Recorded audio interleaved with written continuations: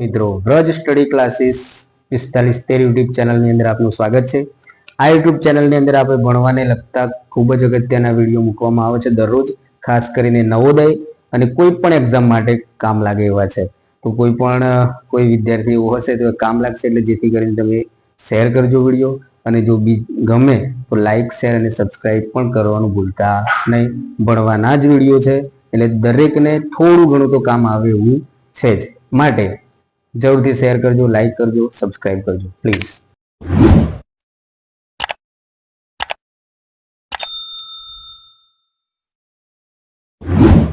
જો એક થી ક્રમિક બેકી સંખ્યાઓનો સરવાળો જોઈ લો। પહેલો ટોપિક, એકનો એક ટોપિક ચાલતો ને એવું લાગે છે, પણ એકનો એક નથી, ધ્યાન રાખજો। પહેલા શું કર્યું આપણે, તો કે ક્રમિક પ્રાકૃતિક સંખ્યાઓનો સરવાળો જોઈએ, 1 2 3 4 5 6 7 8 9 10 11 12 થી અનંત સુધીનો, બરોબર?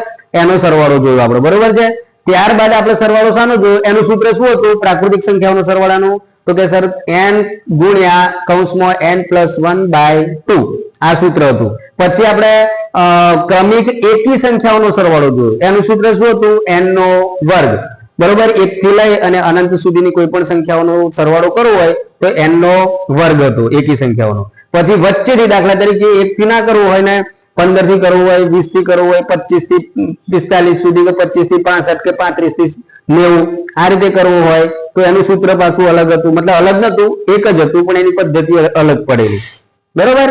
અને આજે આપણે જોવાનું છે બેકી સંખ્યાઓનો સરવાળો, ક્રમિક 1 થી લઈ અને ક્રમિક બેકી સંખ્યાઓ, 1 થી લઈ અને 1 થી બેકી સંખ્યાઓ કહેવાનો મતલબ 1 થી લઈને ક્રમિક બેકી સંખ્યાઓનો સરવાળો। હવે એ કઈ રીતે થશે તો ધ્યાન રાખો, એનું સૂત્ર આ પ્રમાણે છે, સૂત્ર n+1 અને કૌંસ પૂરો, n ગુણ્યા n+1, બસ આ જ સૂત્ર છે આનું। હવે દાખલા તરીકે એક એક્ઝામ્પલ લઈએ તો અંદાજ આવે કે 1 થી 60 સુધીમાં આવતી બેકી સંખ્યાઓનો સરવાળો કરો, 1 થી 60 સુધીમાં આવતી બેકી સંખ્યાઓનો સરવાળો કરો।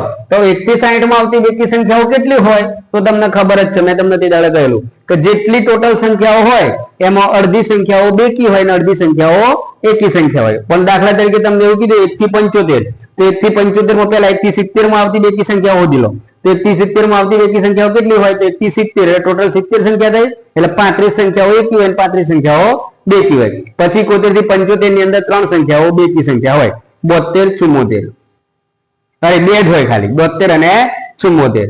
એકી સંખ્યાઓ કીધી હોય તો 71 થી 75 ની અંદર 71 73 અને 75 જાતે, બરોબર? પણ બેકી કીધી હોય તો 1 થી 70 માં પહેલા લઈ લો, 1 થી 75 ની બેકી કીધી હોય તો 1 થી 70 ની પહેલા લઈ લો, 1 થી 70 માં 35 હોય, હવે 71 થી 75 માં કેટલી હોય તો કે સાહેબ 2 જ હોય, એટલે 35 ને 2 37 સંખ્યાઓ બેકી હોય અને એકી સંખ્યાઓ 38 હોય।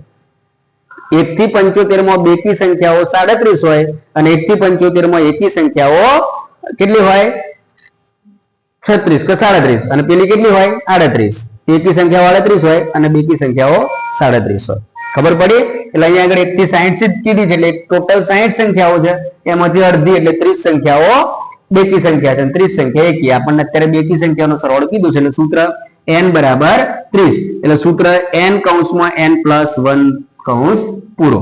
હવે n ની જગ્યાએ 30 મૂકી દેવાના, જો અહીંયા આગળ કૌંસમાં 30 વત્તા 1 કૌંસ પૂરો, એટલે 30 અહીંયા આગળ ગુણાકારની નિશાની હોય, n ગુણ્યા n+1 એટલે 30 ગુણ્યા 30 ને 1 31। હવે 31 નો 30 નો ગુણાકાર કરો તો જવાબ કેટલો આવશે 930, કેટલો આવશે 930।